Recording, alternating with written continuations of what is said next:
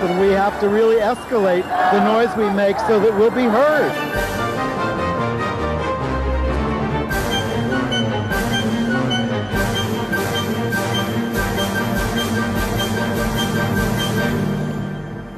Welcome to Gay USA. I'm Andy Humm, and welcome back, Ann Northrup. Thank you, Gabe Gonzalez, for sitting in last week. I appreciate it. I just needed a little R&R. And let's figure out what we're doing with the news this week. Well, we learned this week that Cynthia Nixon is seriously considering a run for governor of New York in the primary against Andrew Cuomo. And in other former candidates, Roy Moore of Alabama is begging for money so he can continue to do battle with sodomites. Quite explicit about that. In Starkville, Mississippi, we've been telling you about them. Under a threat of a lawsuit, the city has given a permit to the Pride Parade as predicted. Amazing they saw the error of their ways. Well, Bermuda, will they see the error of their ways? They have delayed the end of marriage equality to June 1st. Things could change there. At the Oscars, the winner of Best Foreign Language Film had a transgender theme.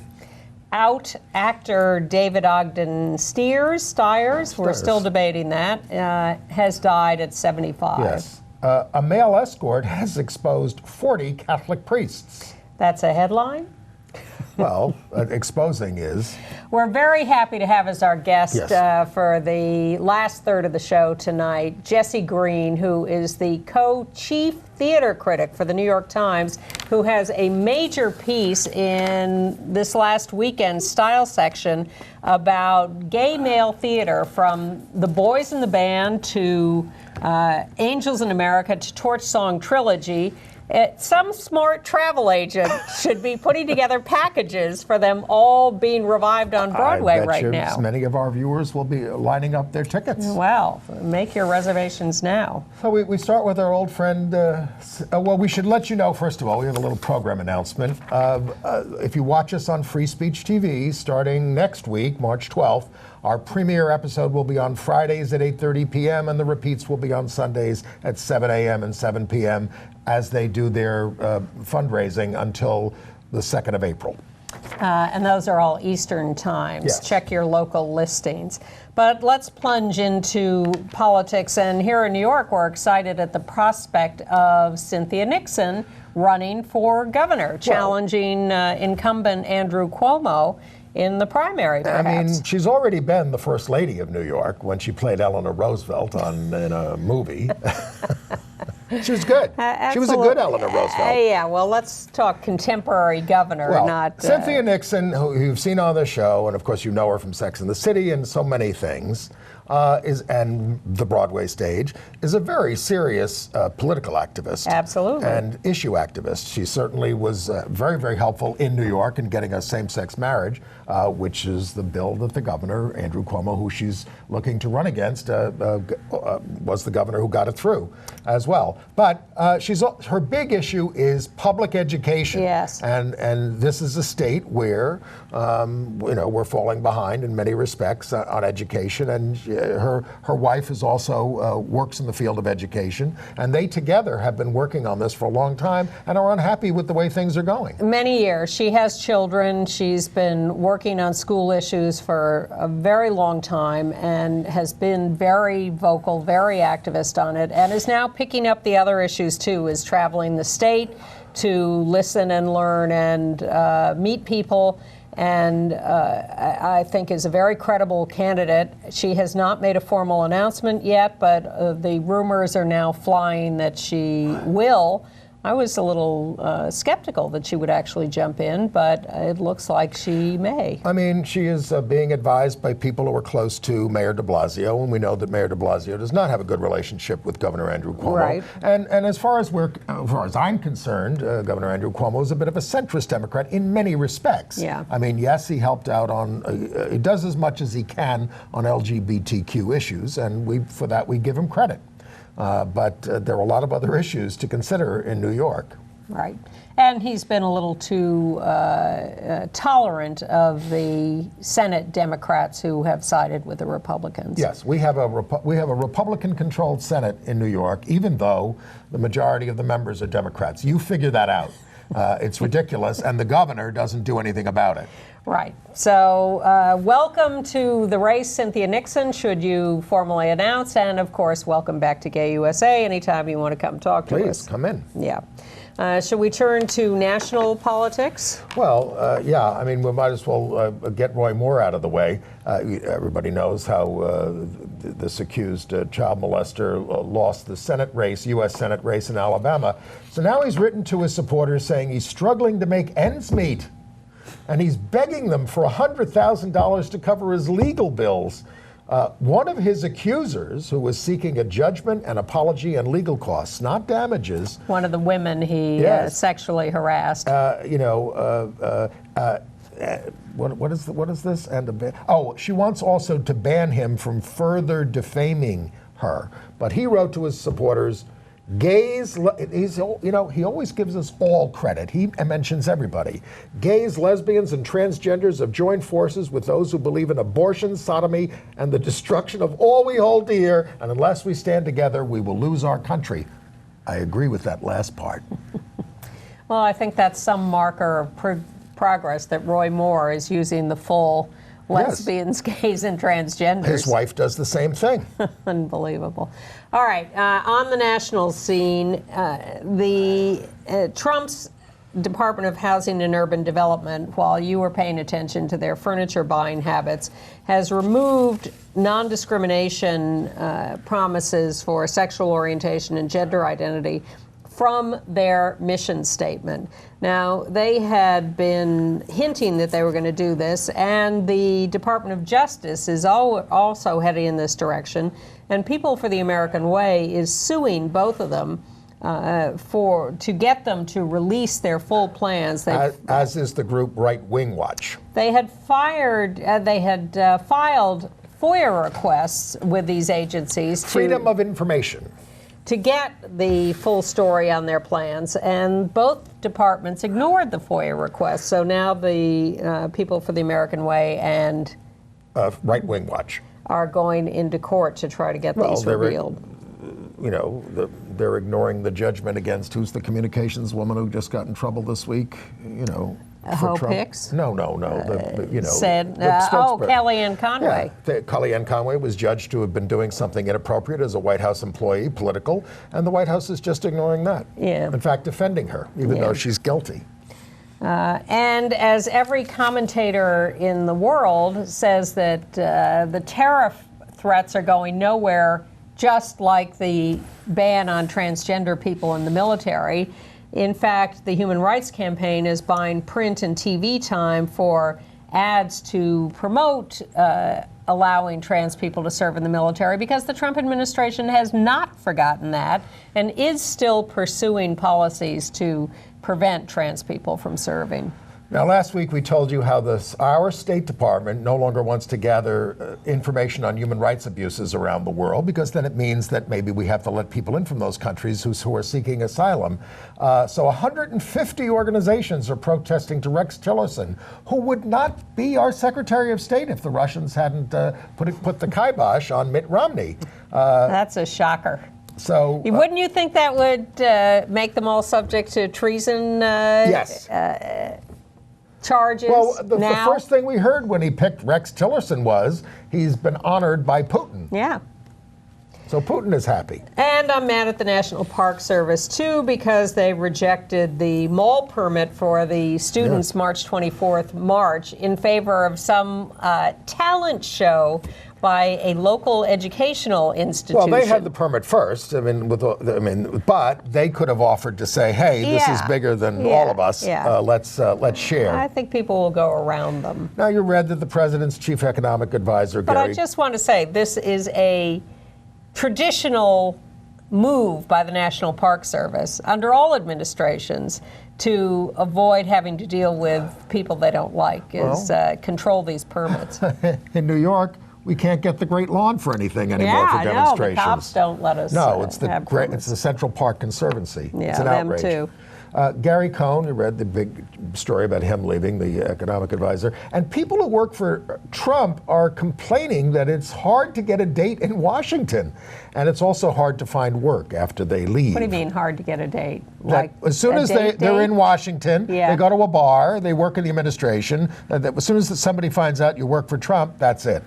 Oh, I'm so It's a deal sorry breaker. so sorry to hear that. Yes, well, you should think about that next time you make a deal with the devil. What are your priorities? Take your pick.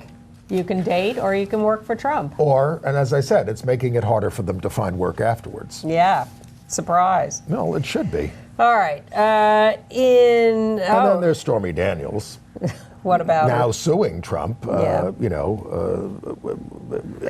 What a story. I mean, seriously, but this is all we would be talking about for the first half of the show. Oh, come if nothing on. else would be going on. And what's her name? Sued Clinton. It's not the first time that presidents have had problems with women they've had sex with. But it's not just that he had a friend pay her $130,000. He then stiffed the friend. Well, that's Donald Trump, a real story. estate developer. He stiffed everybody. And he continues to, so to speak. I mean, is it even worth talking about all the racists and homophobes that he's appointing to the federal bench? No. It's not even worth talking We about. don't have time this Almost week. all. Okay. We'll go back to that. All right. So we're done with. We got anything else on Mr. Trump? No. But Thank goodness. We have political news from around the country. Texas, Bexar County, which is San Antonio, has added a non-discrimination rules for sexual orientation and gender identity for county employees. Thank you for that. In Kansas, the new governor who replaced Sam Brownback has been asked whether he will return that policy to Kansas government employees because they had that under a previous governor. Sam Brownback took them away. And the new guy says, well, I don't support discrimination of any kind, but he won't give an answer on whether he'll actually write it into law. Listen closely to the governor of Ohio. Why am I forgetting all the names today? Kasich. Kasich always says, I love everybody. We all have to get along. And when they press him on legislation, I don't know about, but they don't do it. Also in Kansas, the Republican Party there voted to oppose all efforts to validate transgender identity and to recognize and they don't want to do this either, recognize the dignity of those who are, I'm sorry. They do recognize the dignity of those who are gay, lesbian, bisexual, and transgender. That's their other phrase. They recognize their dignity, you just can't have any rights. But New York banker Chad Leet, who is a graduate of Kansas University, has given $1 million for LGBTQ students there at Kansas University. Thank you, Chad, for that. In Georgia, Governor Nathan Deal signed the clean adoption reform bill, but the anti-LGBT bill, which would give you religious freedom to discriminate even though you get taxpayer funds in adoption services, that's making its way through. And the governor says he'll veto it unless it's passed with a veto-proof majority.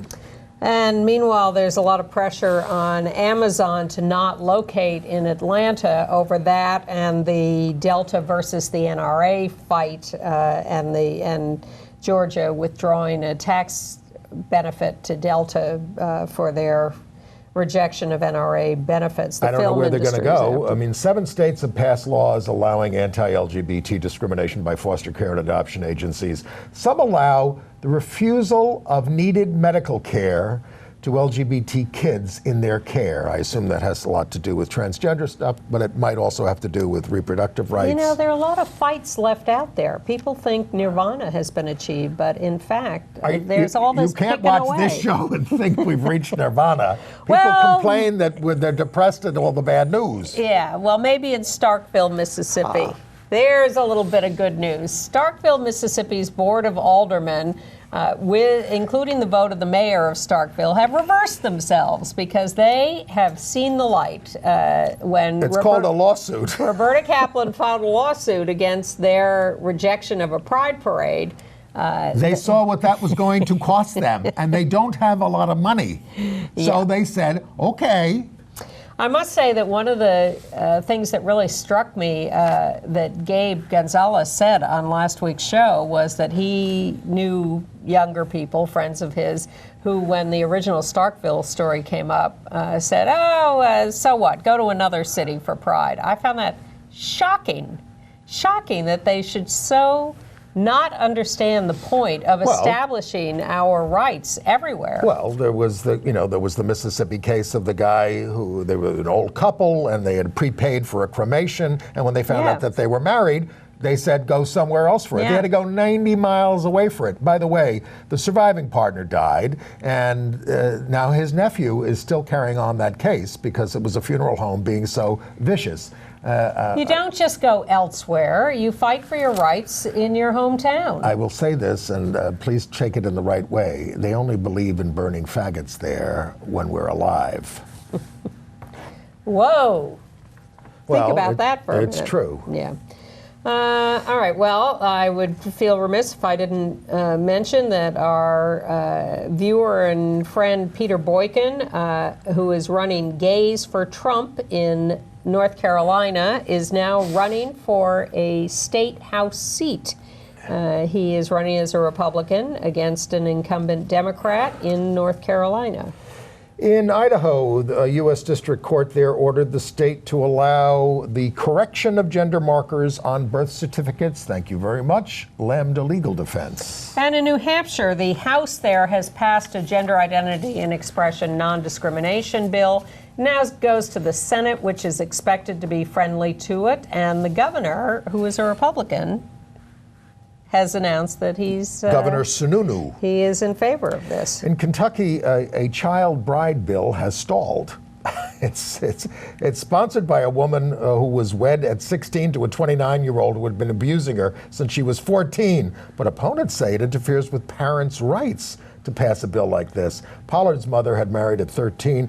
So in Kentucky law, if you're 16 or 17, you can marry with the parents' permission. Under 16 can marry with a judge's permission. And the new bill would say 18 will be the legal age, 17 if you're within 4 years of each other. In Washington State, the legislature has passed a ban on conversion therapy for minors. The governor is expected to sign that. Speaking of who's running, Donna Shalala, the former HHS secretary, is looking to run for Ileana Ross-Lettinen's seat in Florida for Congress. She's 77 years old. How about giving somebody a chance who could build up some seniority? That would be nice. How about giving an out gay person a chance to run for the seat as opposed to you who don't want to talk about it? Should we talk about what our Parkland? Yeah, let me do one thing first, which is Connecticut. Yes. Huge fight in Connecticut. We told you that Andrew McDonald, out gay judge, had been nominated by the governor, who is his good friend, to be Chief Justice of the Connecticut Supreme Court. And everybody went, oh, that's great. He's a good guy. He's smart. The governor likes him. This will be great. Well, the Republicans are not happy about this. And a la Mitch McConnell and the Supreme Court nominee in the U.S. Senate, they want to block this guy. Well, they're upset that he, as a judge, stopped the death penalty bill, which would have banned the death penalty, except if you're already on death row, we'd like to fry you. Well, what it did was the bill passed. They ended the death penalty, but only going back to people convicted at a certain time, because they wanted to keep the ability to kill the murderers of the wife and kids of the guy from the nice And suburban. that guy, I believe, has become a state senator. He has. A Republican. Yes. And so when McDonald ruled that that was unfair, unequal treatment to have that cutoff point, and that if you're going to eliminate the death penalty, you have to eliminate it for everybody, that got them riled up. So now there's a huge fight about whether Andrew McDonald will actually become the Chief Justice, plus which one of the things they're throwing out is, well, the governor married him to his husband. That makes them too close. Really? Come on. Governors, mayors, whatever, marry their friends all the time. And, people get appointed to the Supreme Court who used to work in administrations. Yeah. All right. In Massachusetts, prison officials are refusing to transfer trans inmates to the proper facilities based on how they identify. So there's a lawsuit about that. And also Massachusetts. Yes. We told you about the transgender elementary school principal who came out, and it seemed to be all going very well. Swampscott, Mass. Not so much. She was put on a leave of absence. Parents are complaining that it has to do with her competence, not her transitioning, and it's a mess up there. So now she's on an extended leave. Well, she's coming back from it now. That's what I read. That she was going to come back from leave of absence. We have a little conflict of information here. We'll figure it out. All right. Well, yes. Let's go to Florida. The Parkland students are continuing their very moving and forceful activism. It's not getting them anywhere in the Florida legislature, which is just shameful in their support of the gun industry. Did you read the New Yorker piece on the woman who's the big NRA lobbyist? Woo! She runs things. She runs the whole state. So the legislature is not doing much, but the Parkland kids are moving on, and they will be having the big march in Washington on March 24th. Meanwhile, they are making common cause with the survivors of the Pulse massacre a year earlier. And the Parkland students went to visit the Pulse nightclub scene and talk to survivors there, and we have a local news report on that. But not all Stoneman Douglas students went back to school today. Some made a stop in Orlando on their way down from Tallahassee. They stopped to meet with survivors of the Pulse nightclub shooting. News 6's Nadine Yanis is live at Pulse nightclub right now and was there for that meeting. And Nadine, I would imagine it was very emotional out there today. A lot of tears, Ginger, and it was powerful to see Parkland students hand in hand with Pulse survivors. The group from Parkland reading off the names of the 49 lives lost here, then putting up a rose signifying each one. They then read the names of the 17 lives lost at Stoneman Douglas, praying no other city has to go through this again. We're so sorry that nothing happened. We're going to get it done. Parents and students from Parkland stepped off a bus and right into the arms of Pulse shooting survivors and Orlando Mayor Buddy Dyer. We're here to open our arms and welcome them with some love. Two cities now brought together through tragedy. We share their grief and their concern. 2 years ago, the entire world reached out to us here in Orlando with thoughts and prayers. We want to pay that back as much as we can. The group, wearing shirts that say Kids First, Politics Second, making a stop in Orlando on their way back from Tallahassee, where they spent the last week lobbying for tougher gun laws. I'm not going to stop pushing. Some students, like sophomore Annabelle, saying they wouldn't be here if something was done after Pulse nearly 2 years ago. I think we can now be there for each other, in a sense. Frank Hernandez. So together, they stood as they read the names of the 49 lives lost at Pulse. Coach Aaron Feist. And then read the names of the 17 lives lost at Stoneman Douglas, a Parkland City Commissioner hoping there's never a list like this again. I hope and pray that we never have to stand anywhere and read the names of additional victims that are taken by gun violence. And so the ceremony here at Pulse lasted about an hour. The group then went back on their bus, headed back to Parkland. But the latest shooting is resurrecting a lot of wounds for Pulse survivors. Not only that, but the Pulse gunman's widow is headed to trial starting tomorrow. We're going to hear from survivors on how they're dealing with all of these emotions kicking back up. And my story tonight at 6 o'clock. Ginger. Very moving to see them all together. And Emma Gonzalez, who we told you is a bisexual leader of the Parkland students, is also making a concert with Gays Against Guns. We have a picture of her. And we saw her, there she is, and you can see on her chest a Gays Against Guns button. So everybody's getting together. Now yes, the shootings haven't stopped. In New Mexico, a trans woman named Zakaria Fry, 28 years old, was found dead, had been missing since mid-January, found with the body of her roommate, Eugene Ray, that's him on the left, her on the right, Police arrested a guy named Charles Spiess, S-P-I-E-S-S, for murder.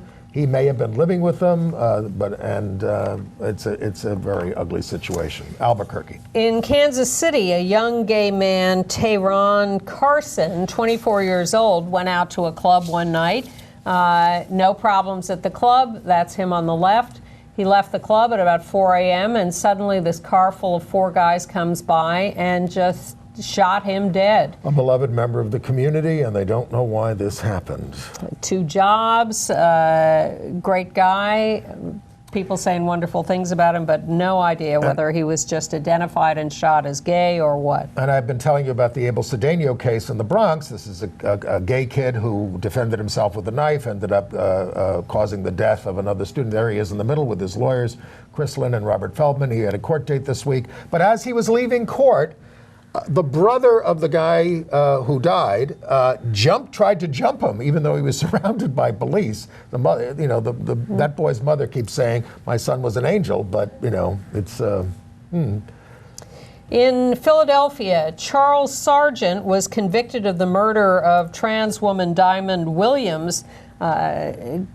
He killed her 5 years ago. He claimed at the time that it was self-defense. What he had done was, when he realized that she was trans, he went and got a screwdriver, came back, and repeatedly stabbed her with a screwdriver, then dismembered her. But that to him is self-defense. Well, the jury saw through that and took about 45 minutes to consider the case when they got it and convicted him. Right. Anything else on the crime front? I think not. Let's go to Staten Island. Okay. We told you that LGBT groups were banned from the Pride Parade, and political groups. So the Young Democrats got themselves up in rainbow colors and had a rainbow run along the same route as the St. Patrick's Parade that was excluding everybody. And on the same day, we went to Queens for the annual St. Pat's for All Parade. There are the leaders of that Brendan effort. Fay in the middle, and I love the way that they honor. By the way, the guy on the right is Joe Crowley, who is 4th most powerful Democrat in the country and is looking to become the Speaker of the House. But he's a congressman from Queens. But I love the way that they honor people as their grand marshals. An anti-nuke activist, Kathleen Sullivan, there with the hat, and Dan Barry of the New York Times, who wrote that wonderful expose on the persecution of children in Ireland. So great groups. And there is our senator.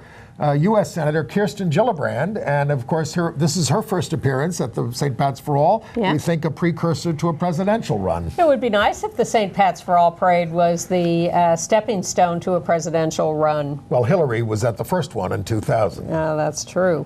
Update from Ohio. The court there has given custody of the young trans man, 17-year-old, to the grandparents who support his continuing on hormone therapy. The parents were against hormones and wanted to send him to conversion therapy, but they're okay with the grandparents having custody. I don't quite get that, but he's in good hands now. And in Georgia, the Moderate Cooperative Baptist Fellowship has lifted its complete ban on hiring gay people. They can't be in leadership, but they can be hired. They comprise 1,800 churches. The Southern Baptist Leadership Conference is saddened by the move. Okay, international news? Yes. We're going to start in Trinidad and Tobago. Yep. We have a picture here of Dillian Johnson, 36. He's seeking asylum in the United Kingdom. He was shot at and injured in December, so he fled. And the thing is, he is linked to, and we have the other picture, of the Chief Justice, Ivor Archie, who apparently they had some sort of relationship that Ivor Archie denies, but he's worried about getting killed for his sexuality, and so, buggery is punishable up to 25 years in Trinidad and Tobago. By the way, Archie is not anti-gay, but he's not coming out. A little good news from Bermuda, where they, as you may remember, repealed marriage equality and knocked it down to domestic partnerships. But they are now saying that they will delay that repeal until June 1st to allow couples who are already engaged and have marriage plans to go ahead and get married so they can then be second-class citizens. But there is some thought that maybe they will find a way. A court may rule that the repeal is unconstitutional. All is not done in Bermuda yet. Now, Germany's center-left Social Democratic Party, which used to have power and only got about 20% of the vote, they are very key to whether Merkel's going to get her deal about governing now. And their youth end of their party is run by a guy named Kevin Kühnert. We have a picture of him there. He is openly gay, but he says, I don't want to do identity politics. He's for some good things, but when somebody says that, I'm like, how about just being in solidarity with us, because we have a lot of things to work on. But anyway, openly gay guy, and he seems to hold a lot of power here in Germany now. Yeah, identity politics is about inclusion, diversity, respect for all. Right. It's not a bad thing. Right. The European Parliament has adopted a report urging strong non-discrimination protections for sexual orientation and gender identity, protection of intersex people, and condemning conversion therapy.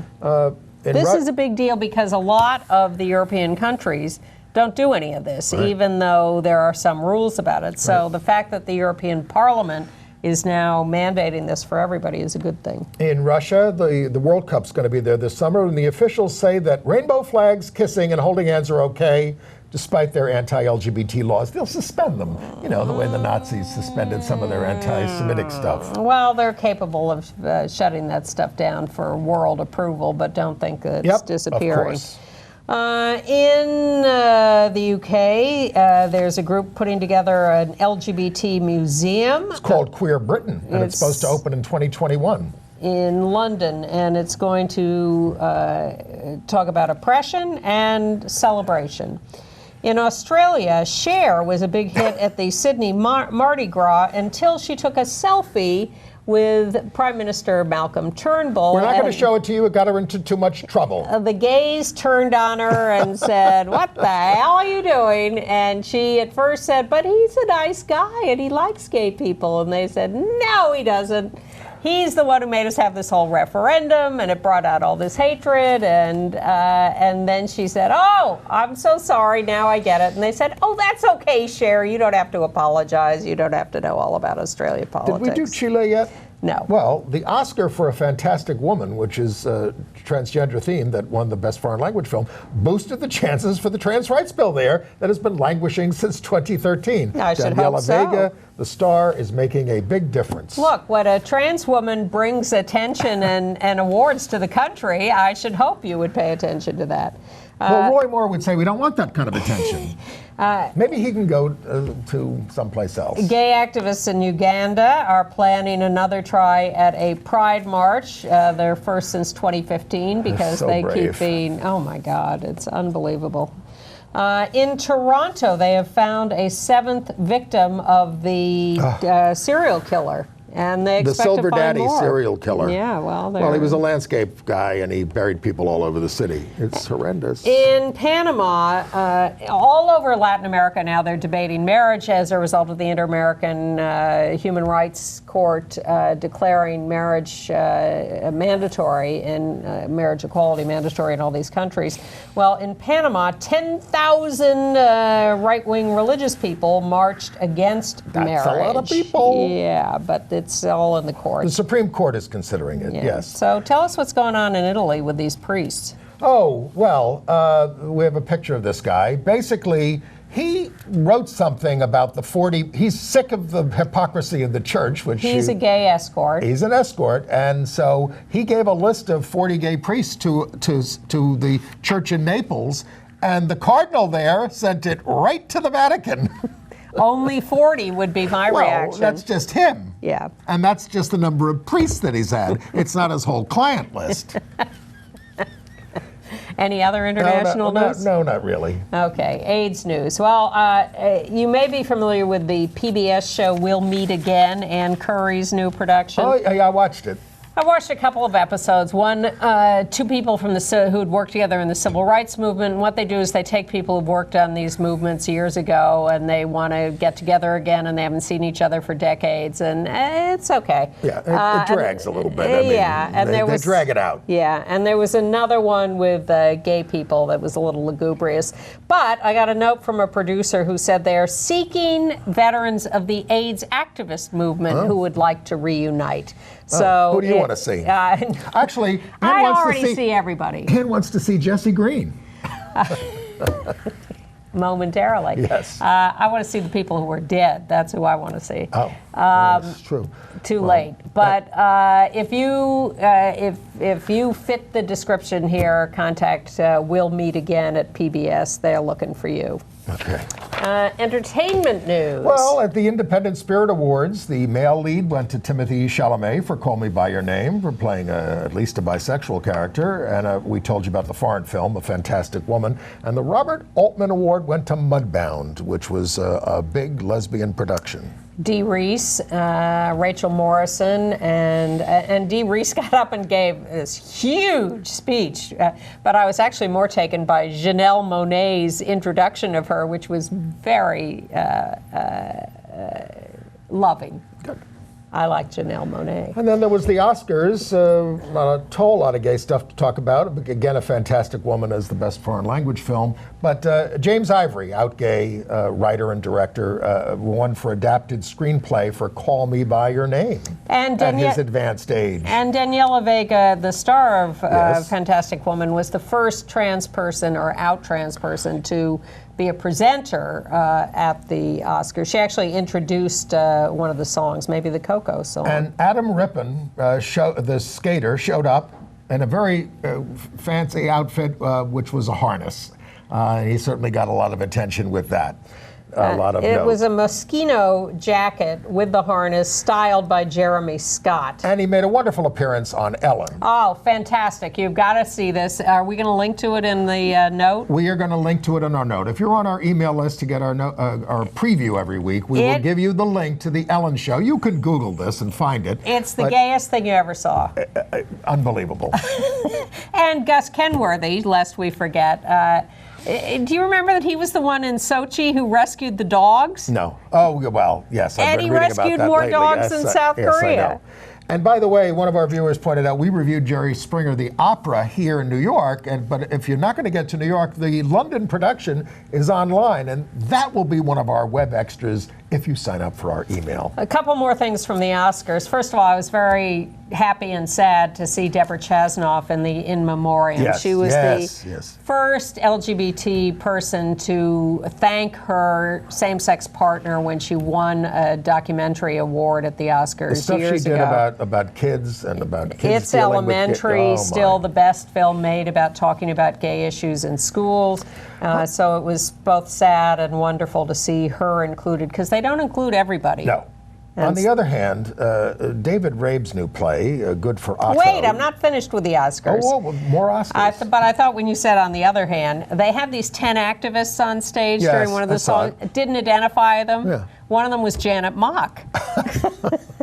So that was good. Put up some things on the screen. Once you figure Anything it out. else on the Oscars? Yeah, the gay Coco producers, the woman thanked her wife, the man thanked his husband. That was nice. Okay. That's it. All right. So we saw a play. David Rabe is a very accomplished playwright. I think he's now in his 70s. He did a thing called Good for Otto on a very promising theme about people seeking mental health services out there in Ohio or someplace like that. Great cast. No, it's in the Berkshires. It's in Massachusetts. Right. Fantastic cast. That's Ed Harris in the middle. But it's got his wife, Amy Madigan, F. Murray Abraham, a stellar support cast. Rhea Perlman. I thought it was staged rather inertly. I mean, they were sort of... The script was kind of empty. They were sort of removed from us. I think it picked up in the second act. I don't know, because I left. It was rather undramatic, and it got nice reviews when it opened out of town. Yeah, Jeffrey Tambor, who we know has been forced to leave Transparent for sexual harassment charges, and who has denied those charges. Well, Dawn Stacey Ellis, who is the trans editor at The Advocate, wrote a piece detailing the times that Jeffrey Tambor groped my ass twice. Yep. that was quite interesting. We did lose David Ogden Stiers this week. He was dead at 75, of course famous for MASH. Came out publicly in 2009, also known for his voiceover work, including, I thought he was wonderful doing the Ken Burns documentaries like the 9-part New York series. Okay. So. Mike Huckabee was appointed to and had to immediately resign from the Country Music Association board because of his homophobia. RuPaul says that trans women and bio queens are unwelcome on Drag Race. Says drag is political power lies in the dissonance of men dressing up as women. This is a longer conversation. It is. I actually thought he had a point. The Voice has its first trans contestant. And Netflix is now being criticized because it's running a documentary called One of Us about Orthodox Jews who've left the community. Yeah. One of them is a woman who left behind her husband, who held on to their 7 kids. He did. Yep. And it omitted mention of the fact that she's a lesbian, which was all part of the filming, but was left on the cutting room floor. Reputedly at the request of Netflix. We are not going to leave anything on the cutting room floor when we talk to our guest, Jesse Green. Nope. Welcome to Jesse Green, the co-chief theater critic at the New York Times and an old friend. Hi, Andy. Nice Hi, Ann. to see you. Hi, Jesse. Jesse, you wrote an article over the weekend, A Brief History of Gay Theater in 3 Acts. And that's me on the cover, all of them. Well, when you write an article, it's Yes. they're all you. But this article is subtitled On the Return of the Boys in the Band and Why It Matters More Than Ever. Why does it matter more than ever? It's coming to Broadway with an all-star cast. Well, for one thing, in terms of theatrical history, it matters more than ever because this was a play that was kind of consigned to the ash heap of pre-liberation gay theater. And I think another look at it in a major way on Broadway with a cast of entirely out actors is an opportunity to see, is it really that, or is it something that can still speak to us today? I must say, in reading this, you almost convinced me. I did see the road company of the original production And I had to sneak in years ago. And I had to sneak in underage to see the movie when I was about please, 16. you're a toddler. But I found it depressing then and very self-loathing, and as someone who was a closeted lesbian at the time, it did not help my coming out process. But talk about, I am struck by the idea of it now being played by out gay men, but it's still, even though it's been rewritten some? They're using a version that is cut down based somewhat on the movie script and cut a little further, not changing any particular political points or anything like that, but making it more streamlined theatrically. There was some purpleness in it, and some of the stuff that I think you responded to has been trimmed out of it. But I make the point in the piece that just because it was depressing to people in the closet, and I include myself, I mean, not just depressing, but terrifying, does not mean, that is not the ultimate judgment on the play. I think it's useful to look at it now from the other side of the closet and wonder in what ways did it contribute to the revolution that has happened since then. And, Stonewall was the next year, and the play was still running while Stonewall happened. And as you say, many prominent celebrities were attending the original production and taking some message from that. Yeah, well, the cast of the play drilled a peephole into the set so they could look out every night and see who was in the best house seats. Marlene Dietrich and Rudolf Nureyev and the mayor of the city, if you can imagine. And Jackie Kennedy. And Jackie Kennedy, the queen of all things. So you have to also think about what was the message that they were taking back with them to their precincts, even if the message that was coming to people like us who were, cowering in fear, might have been a little different. And when I reread the play recently in anticipation of writing this article, I was rather impressed by the way it speaks toward the revolution that was coming, and doesn't negate it in any way, but it sort of shows you the things that needed to change in order for that to happen. It's by Mart Crowley, who's still alive, still with us. Yeah, absolutely. 50 years later.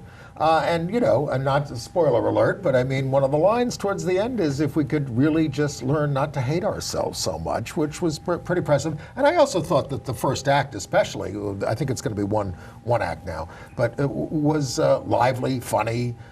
It was like a peek into this world of gay people that a lot of people hadn't seen. Well, the conflict is between the self-loathing characters and those who are more either self-accepting or at least resigned to the fact that this is their lives. And it engages those issues that became very live over the next decade and really got tested in the AIDS crisis that followed in terms of how much were we going to support each other and take care of each other when no one else would. And perhaps in this day when we think we've come so far and yet we sit here every week talking about the challenges and the backward steps and the confusion, it will provide some perspective on all of that to a contemporary audience. Also, self-loathing hasn't gone away. Hell no.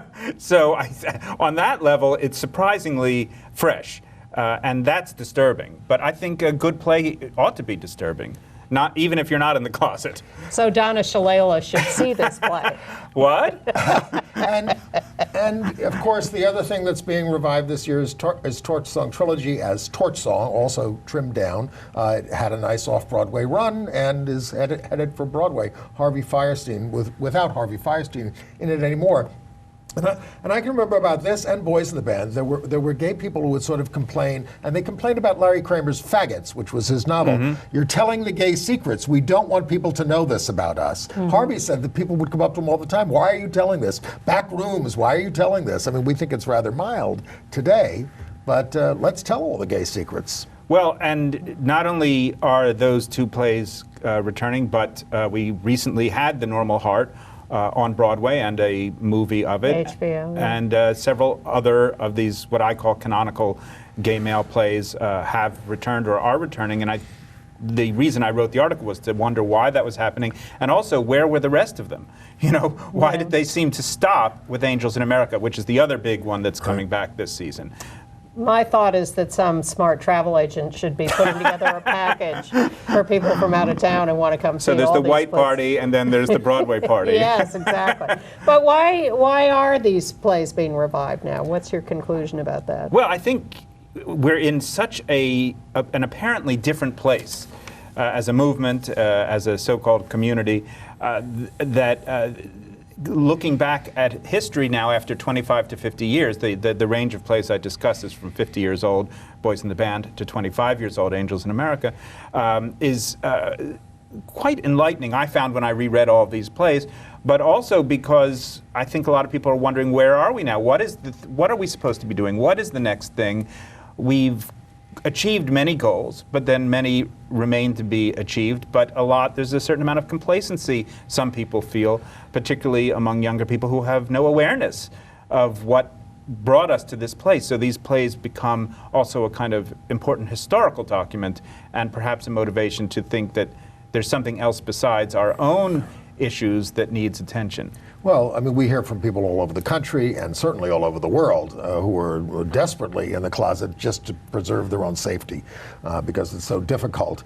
But what role does the theater have to play in all this is, I guess, my question. I mean, the theater used to sort of be a place for risk-taking in a lot of ways, and it brought out themes that television wouldn't touch, even the movies wouldn't touch, but the theater did. But that's changing, isn't it?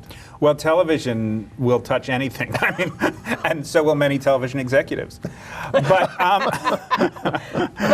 thank you very much. Tip your waitress. So the role of theater is different. What you won't necessarily find on television or in movies are second looks or third looks at these fundamental works to re-examine them in the way we re-examine Greek drama, to see how do they speak to us now. I think we're understanding that these classics are just as classic as Ibsen or Chekhov and deserve to be looked at. Also, I think there's a way in which these plays, formerly thought of as gay plays, are now being repackaged slightly as plays for everybody, in the same way that if you look at the younger generation, the distinction that many young people make between being gay and being straight is disappearing anyway. Right. And bringing these stories to those people will be very important if they could ever afford a ticket. And you say that Tony Kushner avoided this in Angels in America by turning it into a goulash, or what he calls a lasagna, by throwing everything in there. Not just, it was Jewish themes, it was all kinds of themes that ecology, were race, everything is in there. Everything. But I think there's a lot more in these plays than we formerly thought, or we'll see when they come to Broadway this season. When I saw The Normal Heart a couple of years ago when it was revived, I found it a very different and very moving and much more expansive experience than I remembered it from when I went there and had the living daylights scared out of me by it. It's a different experience Well, when now. we saw it when it came out in '85 or 84. I mean, Yeah, you're sitting there, and all the people being portrayed in the play are in the audience, and it's happening while it's happening. Yeah. And Larry Kramer went up to the then chief critic of the Times, Frank Rich, and said, "I have never wanted anybody to like something so much in my life." That usually won't work, folks, but If you see Jesse at the theater, leave him alone. Leave him alone. Let him do his job. But you said nice things about The Normal Heart. Oh, and I think Larry it's and a this. classic. I think it's a canonical play, and I think among the plays that I discuss, I would argue it's the one that most literally did something that changed people at that moment in the theater. You ask what theater can do. I saw that play change people's lives in a way that at the time government action certainly wasn't doing, and even our public health institutions were unable to do, and our activist organizations were just ginning up to be able to do. Now, it is amazing that these three major plays are being revived simultaneously on Broadway. But there are a lot of other gay-themed plays around, and I was happy that you eventually got to at least a mention of a couple of lesbian plays. Well, I feel like I'm not the person who ought to write that article, but I would love to see the article about the way in which plays by or about lesbians developed rather differently from the way these plays about and by men did, and why that's the case, and what is that canon. I would love to see that, but I think if I wrote that article, people would be justifiably... I would argue that with you. You write about all sorts of plays. Why not write about those plays? Well, talk to my editor. Okay, but Fun Home certainly was a stunning success and extremely important, and won the Tony, and that was amazing. It was amazing to those of us who identified with it. And I do feel, in the last part of the piece that we're talking about, I discuss what's next, looking at the fact that if you're looking at gay male-oriented plays, there hasn't been, in my opinion, anything at the level of the ones I discuss since Angels in America. There have been very fine plays, that's not what I'm saying, but in terms of consequence, theatrically or socially, not as much. And the answer that I come to is that the spotlight is moving on, and I hope that it will include more plays by and about women, about other members of the LGBTQ acronym, or whatever that thing is, and plays about non-white life as well, whether gay or not. I think, and that's beginning to happen, and I think we'll see more of that. And to me, the best new work that is in the line of those other plays is Taylor Mack's 24-decade history of popular music. I was so sorry to miss it. Is it available online or anywhere? No, but I believe they are making a gigantic film of it. Of the whole thing. It is 24 hours. Yes, 24 hours. It is 24 hours. And you said even you had to listen to some of it. Well, I had to review it immediately, so I only got to the first day of it, which was 3 hours, and then I listened to the entire rest of it because it was being considered for prizes, and I had to know the whole thing. And it is an incredibly intersectional work, an incredibly witty work. It really isn't gay. It's what you might call queer, although being old enough, I still have trouble with that word. Despite this advertisement, shall we show this? This is we've shown this before. This is the Boys in the Band ad. Maybe okay. Where the headline says, is don't ask me to say Mary, it. sissy, queer, fairy, Well, faggot. It's directed by Joe Mantello. You've got Zachary Quinto and Andrew Reynolds. Jim Parsons, Matt Bomer. The whole lineup. Well, I think they're daring people to use these words in a negative way against these stars. I mean, it is a marketing technique, but it is also a challenge to the audience. You know, you think you know what a gay play is? Try coming at us with these words. And that way, I think it's effective. I think for people of a certain age, it remains a difficult prospect to... I worried that it was exploitative. I don't feel that it is, just because if you look at the names involved, including the producers, not that producers wouldn't do something exploitative if it might sell the tickets. That's what my cynical side. Yeah. And speaking of people who are writing today, Tarell Alvin McCraney has written Choir Boy, which had an off-Broadway run a couple of years ago, and they're bringing it to Broadway. Yes, and it will be, shockingly, the first, if you want to call it a black gay play that has ever been on Broadway, as far as I was able to determine. No James Baldwin that qualifies for that? As gay? No. Not that I can think of. Tarell, of course, the author of the story on which the movie Moonlight was based. And Choir Boy is about a private school student's, I believe it's an elite black private school, and a coming out story within that. And you know, very powerful. You quoted in your story how some of your predecessors in your business, I'm a theater critic too, would say terribly nasty things about gay people, I think of it. But I do remember there was a play called Find Your Way Home, starring Michael Moriarty. Yes. Kind of an S&M relationship with a younger guy and an older guy. And Clive Barnes reviewed it, and he said, you know, gays have come out of the closet, and this is explosive. And I mean, this was his review. Like, he was trying to make up for something I think he said before in a previous production. Yeah, well, it was not only acceptable, but almost chic at that time to say terrible things about gay people in literary circles. In my piece, I mentioned that Philip Roth, of all people, dismissed Tiny Alice, which many people dismissed on dramatic grounds, but nevertheless, by Edward Albee, as ghastly pansy rhetoric. This was considered a perfectly reasonable thing to say about something. Well, then it was John Simon, who was reviewing a play called The Octet Bridge Club, which had no gay characters that I remember, and he called it faggot nonsense. And we wanted him fired from New York Magazine. We went there and we were gay leaders who met, we want him fired. And Ed Cosner said, Cosner said no, and then when we were leaving, John Simon had been hovering at the door the entire time. Yes, well, he was my predecessor at New York Magazine when I was the theater critic there, and he was finally let go. But you say he was a very good writer, which a lot of people give him credit for. Well, you have to, I think it's worth asking how much does being a good writer count? Finally, I mean, we're asking this question in the Me Too movement.